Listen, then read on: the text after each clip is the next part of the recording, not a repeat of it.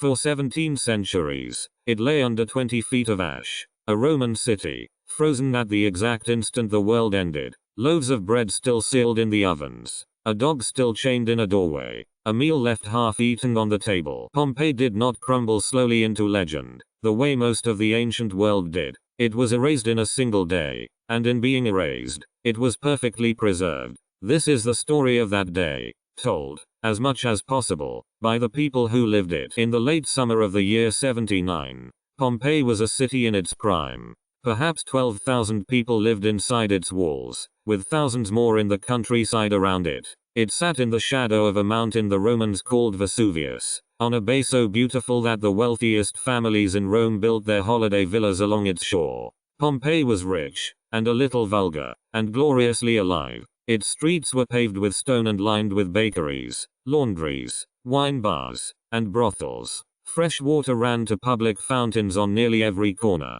Its walls were a riot of graffiti, election slogans, love poems, insults, prices, and crude jokes scratched by ordinary hands. We know the names of real people who walked these streets. A banker named Caecilius, a woman named Julia Felix, who rented out apartments and bathhouses. We know that 20 years earlier, a brawl between rival fans at the amphitheater had turned into a deadly riot, and Rome banned the games here for a decade. This was a living city, and what none of its people understood was the nature of the mountain they lived beneath.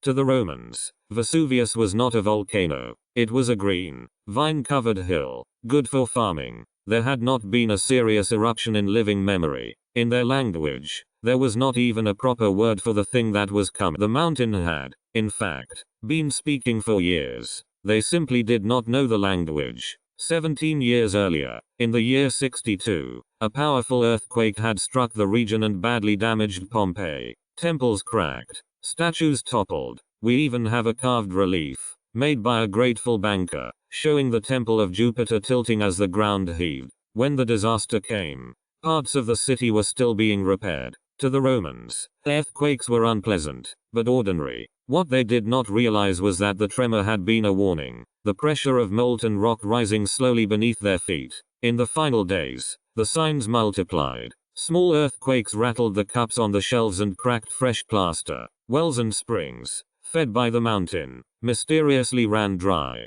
But the people of Pompeii had felt the earth tremble all their lives. They reassured one another, and they went to bed as usual. We know what happened next with extraordinary precision, because a young man across the bay was watching, and decades later, he wrote it all down. His name was Pliny the Younger. He was 17 years old, staying at the naval base of Misenum, some 20 miles away. Years afterwards, the great historian Tacitus asked him to describe what he had seen.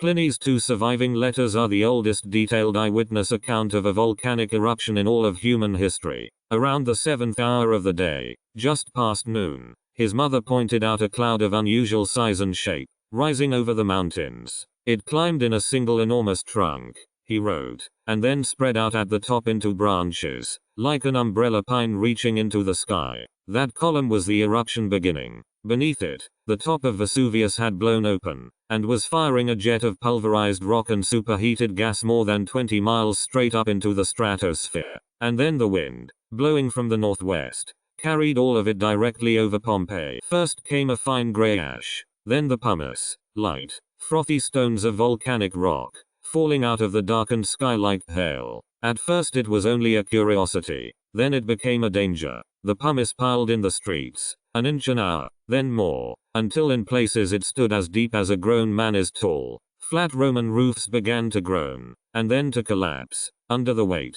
The people of Pompeii faced an impossible choice: stay inside, and risk being crushed as the house came down, or flee into the streets, beneath a sky raining stone, in a darkness so complete that Pliny said it was not like a moonless night, but like a sealed room with the lamps put out. Many did escape in those first hours, tying pillows over their heads against the falling rock, feeling their way toward the sea. But thousands stayed, sheltering in cellars and back rooms, certain it would soon be over. It was not over, and across the bay, the boy's uncle, the famous admiral and scholar Pliny the Elder, had given an order. He launched the warships of the Roman fleet and sailed straight toward the catastrophe, to rescue the people trapped along the shore. Fortune, he told his frightened helmsman. Favors the brave. He would not return. He died on the beach at Stabi, a man who had spent his whole life cataloging the natural world, overcome at last by the one force he could not explain. Through the long night, the eruption changed its character, and became something far deadlier than falling stone. The towering column of ash could no longer hold itself up. It began to collapse under its own weight, sending avalanches of superheated gas and rock roaring down the slopes of the mountain. Volcanologists call them pyroclastic surges.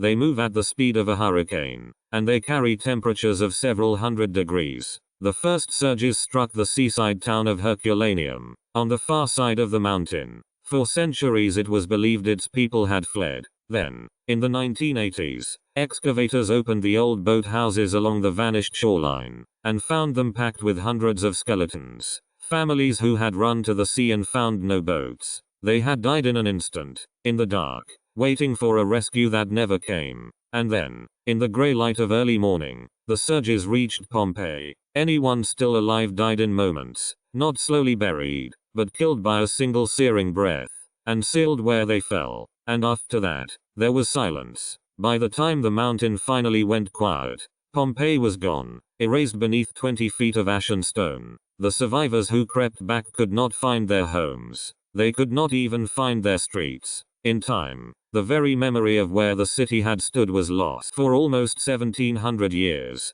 Pompeii slept beneath the fields. Farmers worked the soil above it. A village grew nearby with a strange old name, meaning the city, and no one remembered why. Then, in 1748, workers digging an irrigation channel struck ancient walls, and began to pull up painted plaster and marble. What they slowly uncovered astonished the world. Not ruins worn smooth by time, but a Roman city caught in the middle of a single breath.